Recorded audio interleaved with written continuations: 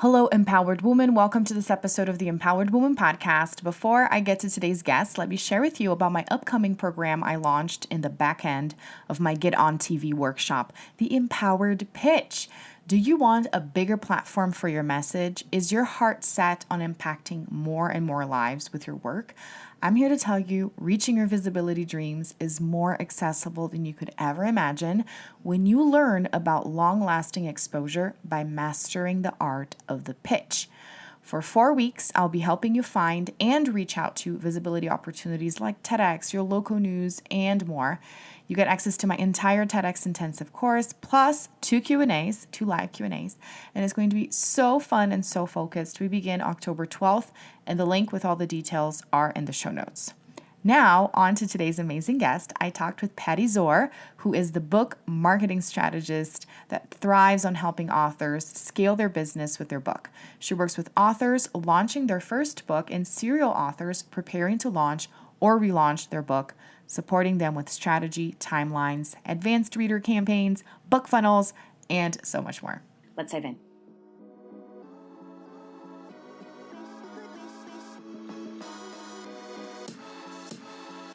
Welcome back to the Empowered Woman podcast, the #1 show on personal growth, visibility, and profit for women entrepreneurs. If you're wanting to start believing in yourself, giving yourself permission to succeed, and let your voice be heard to make an impact in the world as an entrepreneur, this is the place for you. I am so glad that you're here. My name is Marta Spurk, and I'm your host, triplet mom, woman empowerment coach, and all things motivation extraordinaire. Welcome again, and let's dive into today's episode. Hi, Patti. Thank you so much for joining me today.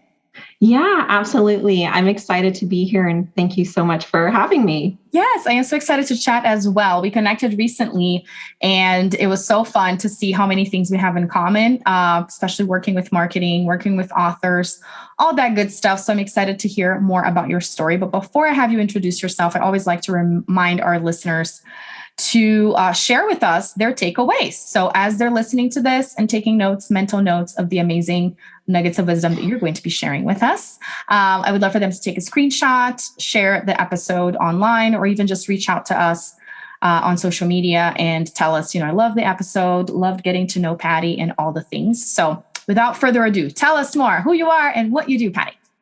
Yeah, so I am the author's marketing strategist, and I work with authors, mostly those in the nonfiction space, but I do have some who have written children's books. I have some who've written memoirs, and I help authors market their books because, as you probably know, whether you're self-published or traditionally published, all of the marketing falls on the author. Mm-hmm.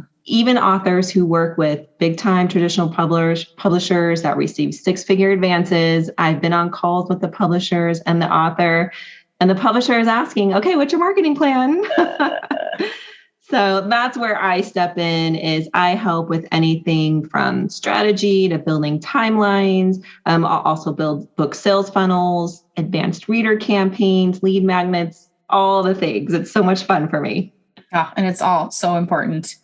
I should know. And especially being now in the author world and knowing other authors, I see how much they actually struggle. And that's one of the things that we talked about when we connected. So let me backtrack for a minute, because the way I met Patti was through Polka Dot Powerhouse. So I remember right around the time that I did my event, the Authority Showcase Summit, you posted something asking a question, right? From the perspective of authors or anyone who'd like to weigh in, what are the main struggles that authors have when it comes to marketing? And then I commented and I said, well, funny thing you should ask, because I just did an event for authors and talked a lot about marketing, because that's something that I really found myself wanting to help with, because I had many people reaching out to me after I published my book saying, who did you use for marketing? And I was like, myself. But that's because I already work with that, and that's already like part of my business. So it's natural for me to shout from the rooftops whenever I do anything, and especially with a book. You want people to go out and buy, you want people to leave reviews. But even with me doing all of the things that I am doing and people saying, you're everywhere, Marta, it's still tough to get the word out, and especially to get those reviews. So I'd love to hear your thoughts on that. But it's really important to have a plan. And I think this goes along with anything business-wise, especially as solopreneurs and wearing all of the hats. If you don't have prior knowledge, which I didn't when I first started my business, when it comes to marketing, when somebody asks you, what's your marketing plan? You're like, what? I have to have a plan? I don't just like talk about things loosely and clients fall on my lap? How does this work? Right? So I love that you have the specific focus and you understand the struggles. So let's talk about it. Why do you think it's such a hard thing for authors to promote themselves? Is it because, and that's one of the things that I've heard before, is that usually authors are more introverted because they use written word as opposed to being a speaker, for example, which has not been my experience because I've been speaking and it's like, let's add a book, and it's made such a huge difference, but I'll let you talk. Yeah, you're absolutely right. One of the things that I do see authors struggle with is talking about their book. Mm-hmm. And actually, that is like an important point that I share with them is you do have to be out there talking about your book.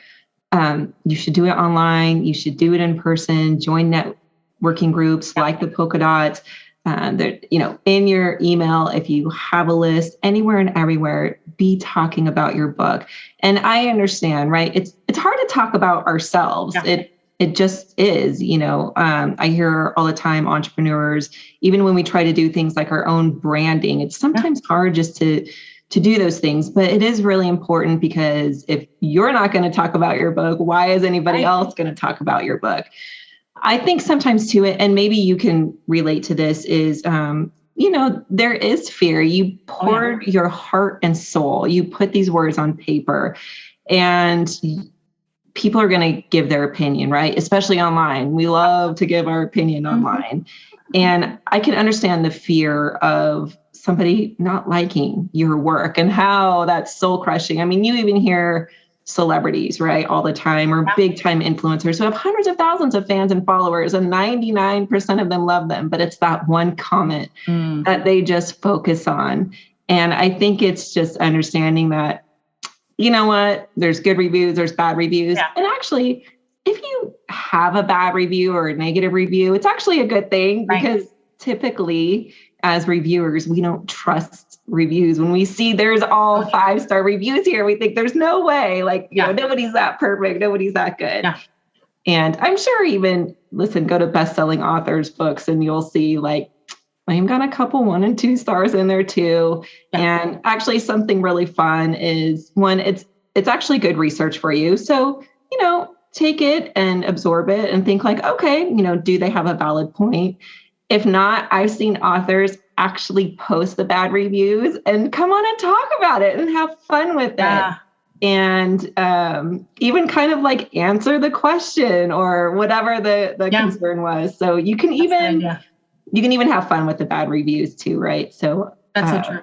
Yeah. Well, and from a marketing perspective, everything is content, right? So let's talk about why not? People love that stuff. It's like the bloopers, right? We love the bloopers. So we love it when people mess up, right? Yes, 100%. And the fear, I so resonate with that, because even with me being so open and already sharing so much about things like on my podcast and on social media, there's a different feel to a book. And I think that's one of the reasons why people are so hesitant to actually go forth and get their book published, because that's what I always say. It's not that post that nobody's going to look at a week from now because Facebook's not going to be bumping it, or a story that goes away.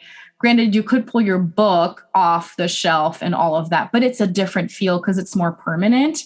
Yeah. So it's and that's the thought that I had too, and I'd love to hear your perspective on that as well, is I want to make sure I've hit this climax in my life or career, and that will qualify me to write this story.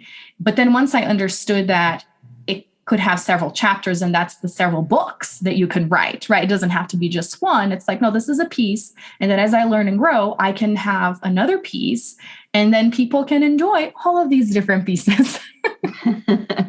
Right? Yeah, I love it. I mean, I say, put the words on paper. You can always decide later, is this 2 books? Is this maybe better for an ebook, or, something that's starting to grow in popularity popularity is called mini books. I think that's what they're calling it. And they're like 100 pages. And you can publish a book that's 100 pages. There's no rules on why you couldn't. Yeah. We'll continue on with this amazing interview in a minute. I hope you're feeling inspired to publish your book, but let me remind you about my upcoming program, Empowered Pitch, 4 weeks of hands-on coaching and support on how to land more visibility opportunities like TEDx, podcasts, TV segments. Check it out. The link is in the show notes. The other thing too that I tell authors also as they're in the writing process, sometimes the content gets edited out, but perhaps you think like, oh, this is just good information, but you can't include it all sometimes. And I say, save that, because you can offer that as a free resource or a lead magnet. So you can still use that. You can still get it out to your readers. Right. Yeah. Everything's valuable. And if it's not a new book, it could be an extra resource for the people that do purchase the book. There are so many ways of marketing it and doing things, which now makes me curious. How did you get started on this path? Were you working with other demographics before, or why authors?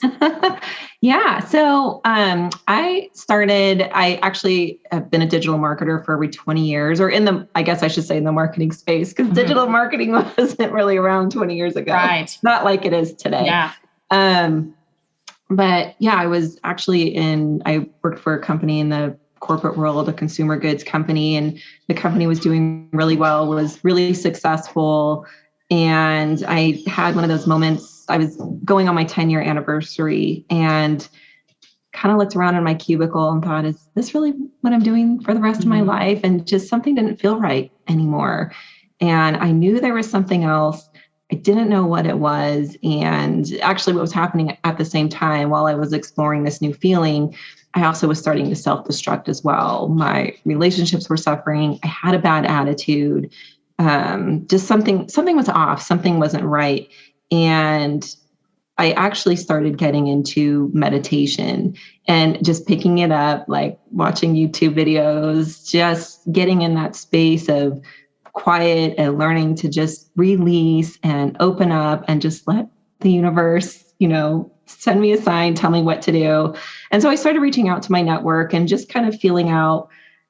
I didn't really know what my next move was going to be. Was I going to go to another company and do the same thing? I had no idea. And so somebody suggested, like, have you ever thought about starting your own business? And I was like, no, I don't come from a world of entrepreneurs. No way. I didn't really say that, but I was like, I don't know. I just wasn't really sure. And so this woman that I had met at a conference, a social media conference, 5 years prior. So listen, when you're at conferences, take a minute, put yourself out there. As hard as it is, just meet people, because you never know what could happen years later. So she was one of the people I reconnected with online, and she built websites and worked a lot with authors, speakers, and coaches. And she says, hey, I'm working with a couple of authors. Would you like to come on and help me with their marketing strategy? And I thought, okay. Like, I don't know a lot about launching books, at that time, but let's do it. And so she kind of knew what I was doing. And she's like, maybe I'm your first client. And so it just sort of started working out, if you just release and learn to let go, the universe will send you a sign, right? So we started working together, and I started doing book launches with her. And so kind of figured out, oh, okay, I see what's happening here. It's playing a lot of the same marketing concepts, but there are some specific things we do for book launches. And I think the thing that I really internalized the most was just, oh my gosh, these authors, there's so many self-published authors out there, and their books just flop. The average author sells an average of 250 books in their lifetime. Wow. And when you're making like $5 a book, because Amazon wants their cut. And, also you probably spent some money trying to get it published and edited and formatted and all of that. Nobody was out there like telling these authors like how to get your money back and how to actually make money with your book. And so that's where I got excited and was like, okay, there is a group of people out there who just need marketing support, because they're not authors. They're experts in their field, but most are not marketers. Right. Totally.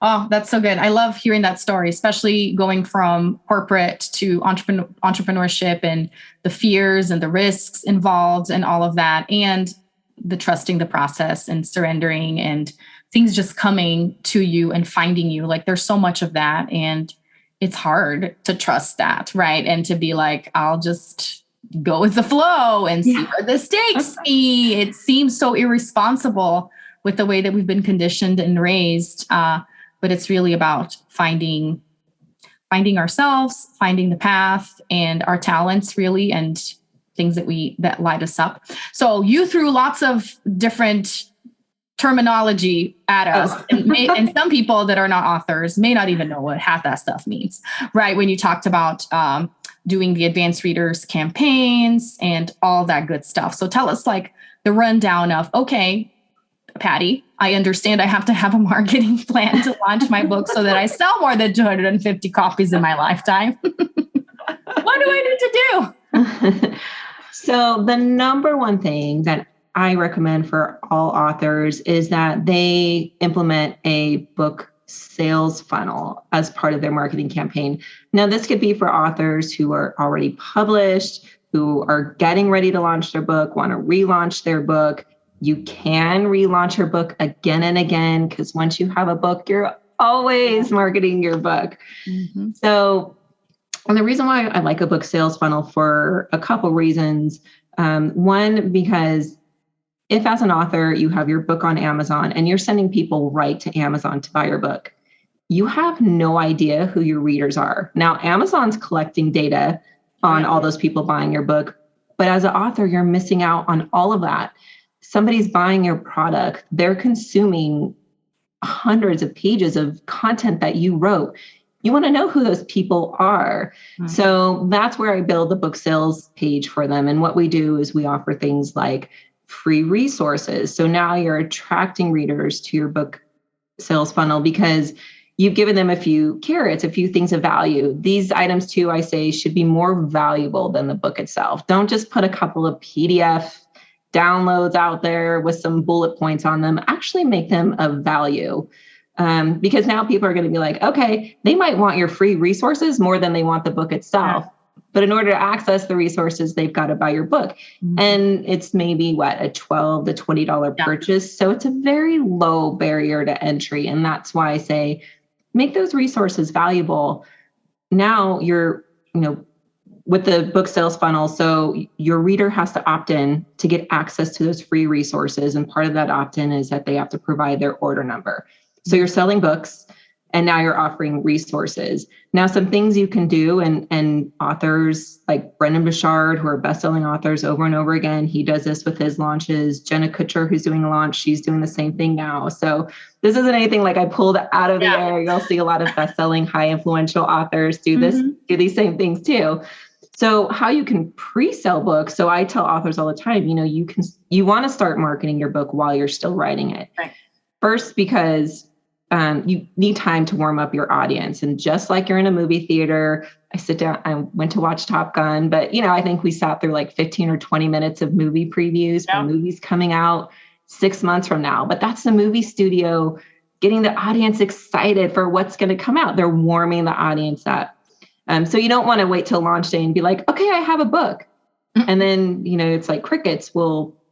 Because you need to tell people that you have a book coming out, right? Mm-hmm. You need to get them excited, start talking about, warm up your audience. You can even share things like titles. You're trying to decide on a title. Let your audience vote. Let them vote on different covers. Maybe you're trying to decide.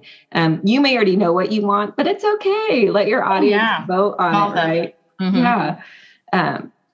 So that's what I love about book funnels is when you're able to identify who your reader is, you're offering them free resources in exchange for an email address.